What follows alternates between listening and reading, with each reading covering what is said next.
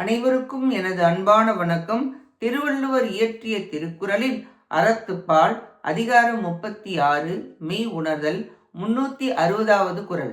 காமம், வெகுளி, மயக்கம் இவை மூன்றின் நாமம் கெட கெடும் நோய். விருப்பு, வெறுப்பு, அறியாமை ஆகிய இக்குற்றங்கள் மூன்றனுடைய பாதிப்பு இல்லாமல் ஒழுகினால் துன்பங்கள் வாராமல் கெடும். காரணம் காரியம் இல்லாமல் போகும். முதிர்ச்சி அடைந்த யோகத்தவரை வினை துன்பம் தாக்காது, வினை அற்று போகும். 3 வினைகள் சஞ்சிதம், பிராரப்தம், ஆகாமியம் யோக பயிற்சி செய்து ஞானத்தால் மெய் உணர்ந்தால் ஆகாமியம் சார்பு தரா சார்பு நோய் போய்விடும், பிறவி நோய் போய்விடும். வினை உண்டாக காரணம் விளைவு. ஆசை, வெறுப்பு, அவித்தை இந்த மூன்றும் போனால் வினை போய்விடும். நான் என்ற அகங்காரம், என்னுடையது என்ற அவா, ஆசை, கோபம், அவிதை இவைகள் குற்றமாகும். மெய் உணர்ந்தால் இக்குற்றங்கள் ஒழிந்து நீங்கும், துன்பங்கள் இல்லை.